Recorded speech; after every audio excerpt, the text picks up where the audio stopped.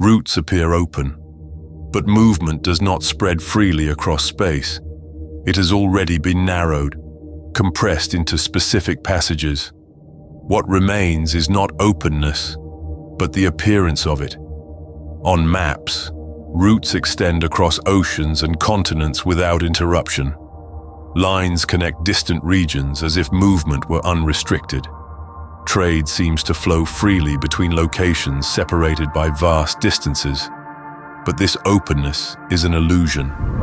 This is Achronic, a long-form documentary series about power, geography, and time. Not events, not heroes, not chronology, structures that outlast empires. Movement is rarely free. It is guided, directed by terrain, constrained by distance, and reinforced by infrastructure built over long periods of time.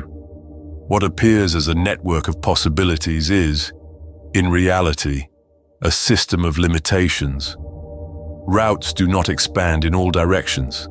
They follow paths of least resistance, and over time, these paths become dominant. Dominance creates commitment.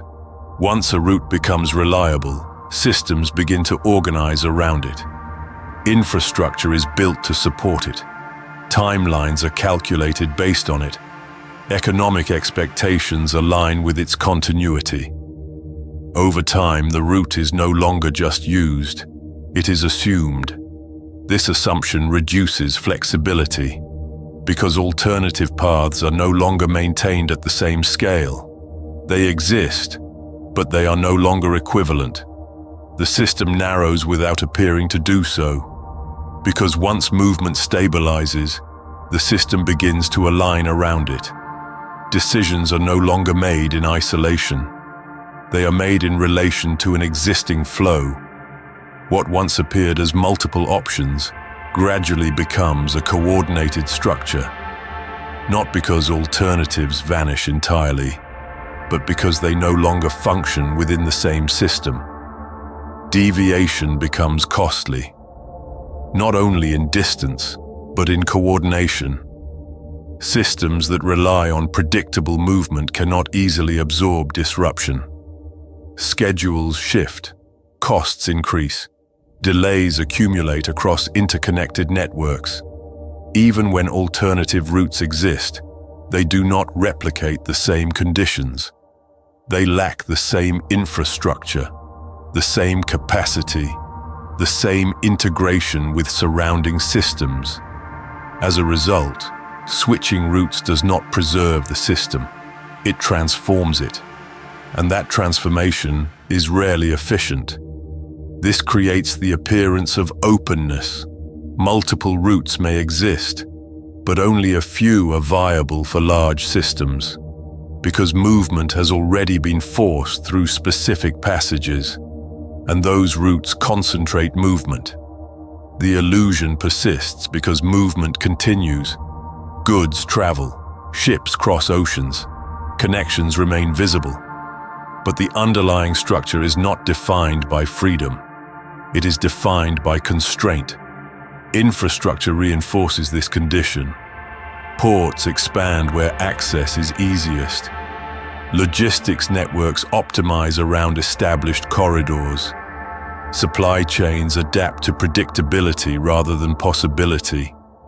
Over time, systems become dependent on the routes that consistently support large-scale movement. Not because they are the only routes, but because they are the only routes that function efficiently. This dependency is rarely visible during periods of stability. Movement appears uninterrupted. The system appears flexible, but flexibility is limited, because the number of routes that can sustain large-scale movement remains small, and those routes are difficult to replace. When one becomes unavailable, systems do not simply redirect. They slow, they fragment, they reorganize under constraint. The illusion of openness disappears. What remains is the structure beneath it, a system defined not by the number of possible paths, but by the few that can actually sustain movement. This is why routes are often mistaken for freedom. They appear to offer choice, but in practice, they reduce it. Because once a system commits to a route, it becomes shaped by it. Movement aligns with it. Infrastructure depends on it.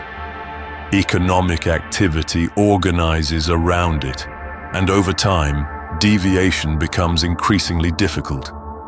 Not impossible, but inefficient. This creates stability, but it also creates rigidity.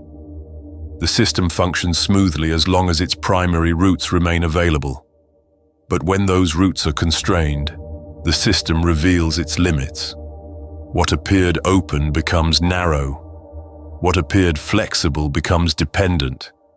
And what appeared distributed becomes concentrated. This is why the perception of openness persists. Movement continues, and continuity creates the impression of freedom. But continuity is not the same as flexibility. It is often the result of systems adapting to constraints that are no longer visible. What appears to be choice is frequently the outcome of long-term limitation, and those limitations shape the system more than any single decision, not by restricting movement entirely, but by guiding it so consistently that alternatives fade into irrelevance. Because what defines a system is not the number of paths it contains. It is the few it depends on, and those paths are not chosen freely. They are imposed by the structure beneath them. What appears open is already constrained, and what appears flexible is already aligned, not by design, but by the limits that shape movement long before it begins.